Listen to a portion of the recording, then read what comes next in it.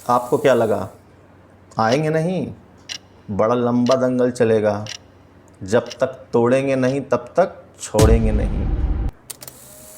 Welcome to Exameshwar. आपका ज़्यादा समय गवाए बिना शुरू करते हैं आज का सेशन। तो ये रहा आपके सामने पहला question.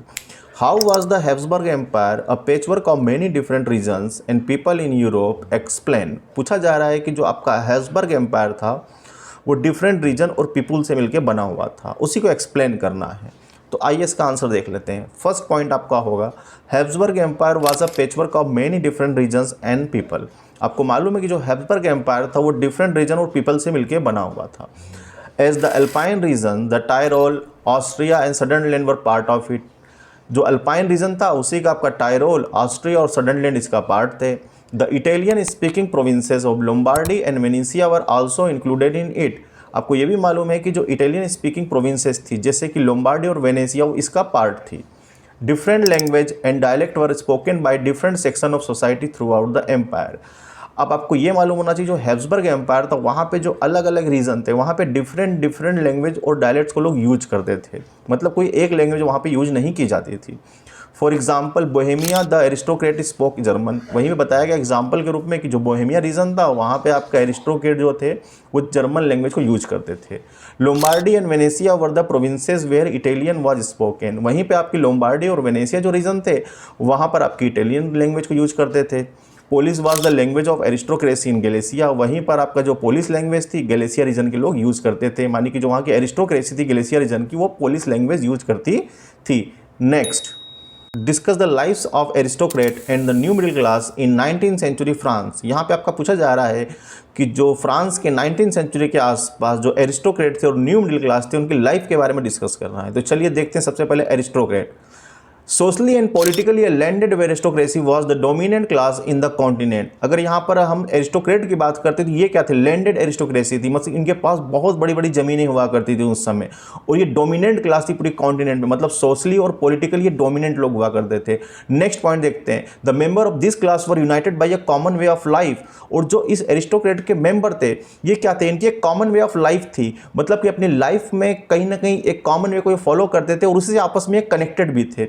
They spoke French for purpose of diplomacy and high class. एक चीज और है, पॉलिटिकली अगर बात की जाए यहाँ पर तो ये फ्रेंच लैंग्वेज का यूज करते थे। Their families were often connected by ties of marriage. और इनकी जो फैमिली थी एरिस्टोक्रेट, मतलब जो इनकी फैमिली थी ये मैरिज के टाइज से आपस में कनेक्ट थे, मतलब जो शादी भी करते थे विद इन द एरिस्टोक्रेसी करते थे। अब बात कर लेते हैं न्यू मिडिल क्लास की। यहाँ पर the growth of industrial production and trade mean the growth of towns and emergence of commercial classes. उस समय क्या हो रहा था कि वहां पर इंडस्ट्रियल प्रोडक्शन और ट्रेड की ग्रोथ हो रही थी और इसका मतलब था कि वहां पर नए टाउन्स क्या हो रहे थे, बनने शुरू हो गए थे और नई कमर्शियल क्लास की इमरजेंस भी होने लगी थी। Whose existence was based on production for the market. इसका मतलब जो कमर्शियल क्लास थे इनकी जो एग्जिस्टेंस थी वो कहीं ना कहीं आपके प्रोडक्शन फॉर द मार्केट पे डिपेंड थी, मतलब ये मार्केट के लिए प्रोडक्शन करते थे, अपनी लाइवलीहुड उसी से अर्न करते थे। आखिरी पॉइंट देख लेते हैं यहाँ पे। New social groups came into being a working class population and middle class made up of industrial businessman and professional. अब जो नई सोशल क्लास इस समय वहाँ पे इमर्ज हुई थी जैसे कि वर्किंग क्लास पॉपुलेशन और मिडिल क्लास, ये पूरे आपके इंडस्ट्रियलिस्ट, बिजनेसमैन और प्रोफेशनल लोग से मिलकर के बनी हुई थी। Next, what ideas were supported by the liberal. अब यहाँ आप देख सकते हैं पूछा जा रहा है कि जो लिबरल्स थे वो किस आइडिया को सपोर्ट करते थे। तो यहाँ पे सबसे पहले हम देखेंगे पॉलिटिकल स्फीयर्स में उनका क्या आइडियोलॉजी थी। जैसे पहला पॉइंट दिया है आपका यहाँ कि term liberalism derives from the Latin root liber meaning free.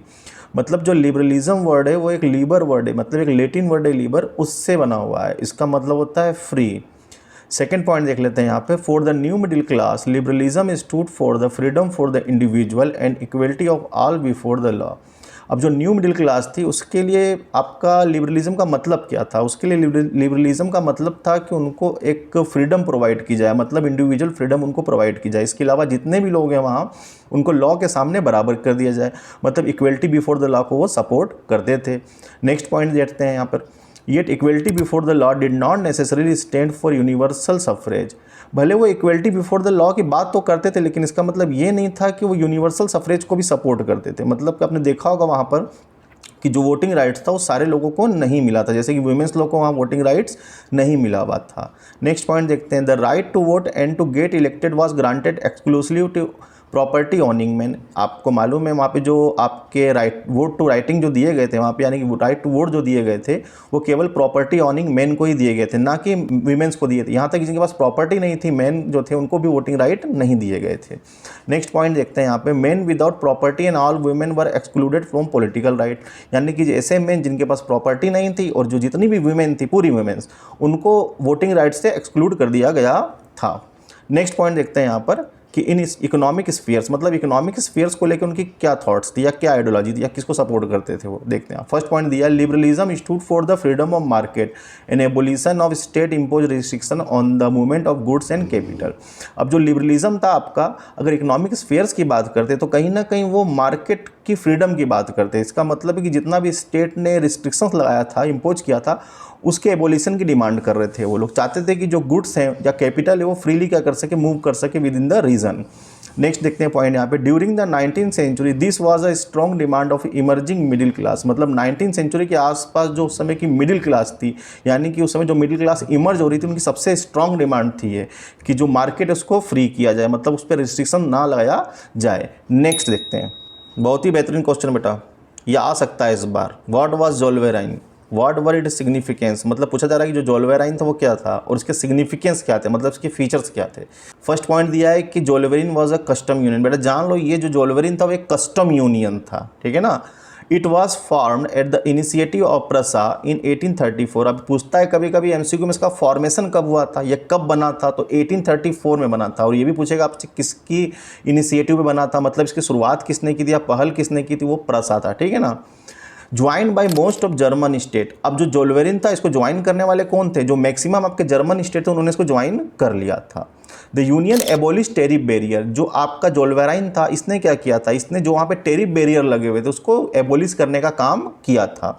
Reduce the number of currency from over 30 to 2, इसके अलावा इसने बहुत सी वहाँ करेंसीज चलती थी, डिफरेंट टाइप की, अलग अलग रीजन की जो थी, वहाँ पर हर जगह अपनी करेंसी अलग हुआ करती थी। तो इसने क्या किया कि जो डिफरेंट तरह की करेंसीज थी, मतलब लगभग 30 से भी ज़्यादा करेंसीज थी, उसको रिड्यूस करके 2 करेंसी में कन्वर्ट कर दिया था।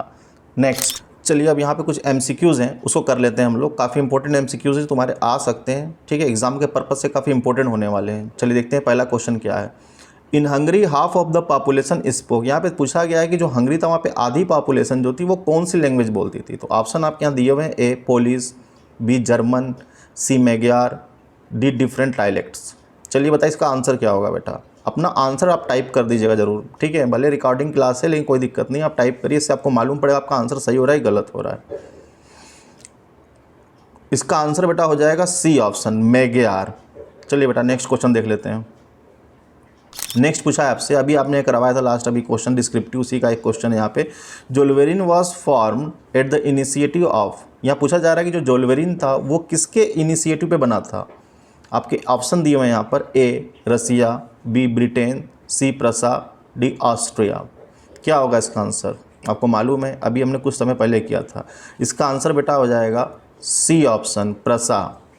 प्रसा की इनिशिएटिव बना था। एक चीज़ और जान लीजिए, कब बना था आपका, 1834 में इसका फॉर्मेशन हुआ था आपका, ठीक है। इसका कभी कभी पूछता है कि इसका ऑब्जेक्टिव क्या था मेन, तो इसका मेन ऑब्जेक्टिव जो था बेटा वो जो वहाँ पर टेरिफ बैरियर था उसको एबोलिश करना था। चलिए नेक्स्ट देखते हैं, नेक्स्ट क्वेश्चन क्या देख लेते हैं। नेक्स्ट थर्ड नंबर, थर्ड है आपका एलए। यहाँ पूछा गया ell the measuring unit in Germany was use to measure. अब पूछा जा रहा है कि जो एलए थी वो एक मीजरिंग यूनिट थी जो जर्मनी में यूज करते थे, लेकिन किसको मीज़र करने के लिए यूज करते थे। तो आपको मालूम होना चाहिए किसको मीज़र करने के लिए यूज करते थे। यहाँ पे ऑप्शन दिए हुए हैं, a land, B cloth, C height और डी वेट। क्या ऑप्शन हो जाएगा इसका बेटा, इसका ऑप्शन हो जाएगा बेटा बी ऑप्शन, क्लॉथ, ठीक है ना। जो एलए थी वो क्लॉथ को मीज़र करने की यूनिट थी। नेक्स्ट क्वेश्चन देख लेते हैं। नेक्स्ट है आपका, what does the Latin word लीबर।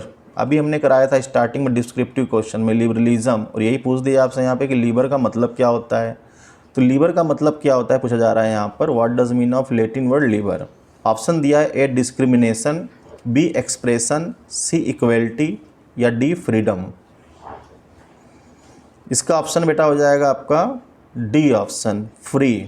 लीबर means free होगा। नेक्स्ट देख लेते हैं। नेक्स्ट है आपका, Napoleon's administrative measures had created a confederation of state of German speaking region, मतलब यहाँ पूछा गया है कि जो नेपोलियन ने वहाँ पे जो चेंजेस किए थे एडमिनिस्ट्रेटिव, उसके थ्रू वहाँ पे जो जर्मन स्पीकिंग जो स्टेट थे उनका एक कॉन्फेडरेशन बन गया था, वो कितने स्टेट का बना था यही पूछ रहा है, नंबर पूछ रहा है यहाँ पर।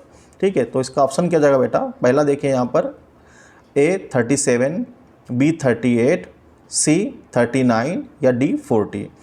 मतलब कि जो वहाँ पे आपके जो कॉन्फेडरेशन जो बना था उसमें कितने स्टेट बने थे टोटल, जर्मन स्पीकिंग जो रीजन थे उसके कितने स्टेट बन गए थे, 37 बने थे, 38 बने थे, 39 थे कि 40 बन गए थे। इसका ऑप्शन हो जाएगा बेटा आपका सी ऑप्शन। ठीक है ना, सी ऑप्शन इसका आंसर हो जाएगा। नेक्स्ट देख लेते हैं। नेक्स्ट है आपका, नेक्स्ट यहाँ पे देखो पिक्चर दी हुई है आपकी, what is shown in the following image. बेटा इस तरह के क्वेश्चन में आएंगे आपके, 1 नंबर का या 2 नंबर के आ सकते हो। तो यहाँ पे दिया हुआ है आपका कि जो इमेज इसमें क्या दिखाया गया है, तो इसको ऑब्जर्व करेंगे हम लोग, देखेंगे क्या है। सो वैसे भी आपको समझ में आ रहा होगा, यहाँ पे कुछ ना कुछ दिखाया जा रहा है, लोग बैठे हुए कुछ बातें कर रहे हैं। ठीक है ना, तो चलिए देखिए इसका क्या होगा। ऑप्शन पहला देख लेते हैं, the massacre at Chios, B club of thinkers, C planting of tree of liberty या डी स्टॉर्मिंग ऑफ बैस्टिल। इसका आंसर बेटा हो जाएगा आपका बी ऑप्शन। ठीक है ना, नेक्स्ट देखते हैं क्वेश्चन नंबर नेक्स्ट।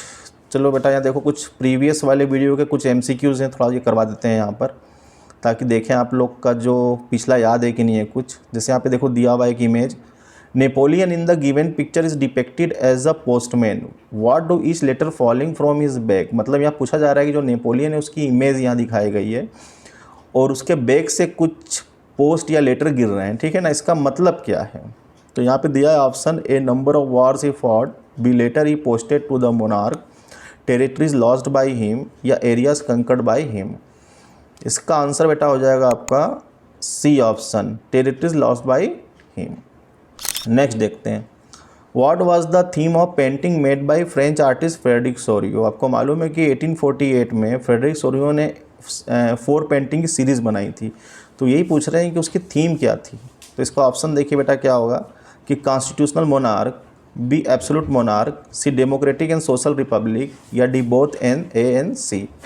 तो इसका आंसर बेटा हो जाएगा आपका C option, democratic and social republic. ठीक है ना, फिर देखिए एक पिक्चर वाला आपका आ गया यहाँ पे, what is the name of following picture. बेटा यही पिक्चर है जो आपकी किसकी है, फ्रेडरिक सोरियो की, जो उसने बनाई थी। ठीक है ना, तो ये आपका पूछ रहा है कि ये जो पिक्चर है इसका नाम क्या था।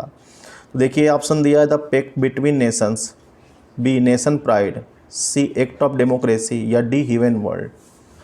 बेटा इसका आंसर क्या हो जाएगा, इसका आंसर बेटा हो जाएगा आपका the pact between nation, A option. ठीक है ना, नेक्स्ट देखते हैं। फिर एक देखिए इमेज आ गई आपकी, ये भी देख लेते हैं, what is shown in the following picture. बेटा इस जो पिक्चर है इसके अंदर क्या दिखाया जा रहा है। तो यहाँ पे देखो दिया है A option, massacre at Chios, the club of thinkers, C planting of tree of liberty या डी आपका स्टॉर्मिंग ऑफ बास्टिल। तो आप देखेंगे अगर ढंग से ऑब्जर्व करेंगे तो आपको मालूम पड़ रहा है कि कुछ ट्री टाइप का यहाँ दिख रहा होगा आपको। तो सीधे इसमें आपका देखेंगे ऑप्शन तो एक ही जगह कहीं ना कहीं दिख रहा है, ट्री ऑफ लिबर्टी। तो इसका ऑप्शन क्या जाएगा बेटा, C answer, planting of tree of liberty. Next देख लेते हैं बेटा, नेक्स्ट कोई नहीं है क्वेश्चन बेटा, टोटल 10 एमसीक्यूज और आपके मैंने 4 यहाँ पे डिस्क्रिप्टिव करवा दिए बेटा। तो बेटा ये था आपका सेशन आज, कैसा लगा आपको कमेंट जरूर करके बताइएगा। और हाँ, वीडियो को लाइक जरूर करिएगा, इसके अलावा शेयर भी करिएगा और हाँ सब्सक्राइब भी जरूर कर दीजिएगा, ताकि हम और नए नए वीडियो आपके ला सकें। इसके बाद मैं कहीं ना कहीं आपके लिए एक मैराथन एमसीक्यूज़ की क्लास लाने वाला हूँ, जिसमें हम लोग मैक्सिमम एमसीक्यूज़ करवा देंगे, ताकि अगर आपके 20 मार्क्स के वहाँ पर क्वेश्चन आते भी हैं सीबीएसई में तो उसमें से काफ़ी हम कवर कर लें। ठीक है ना,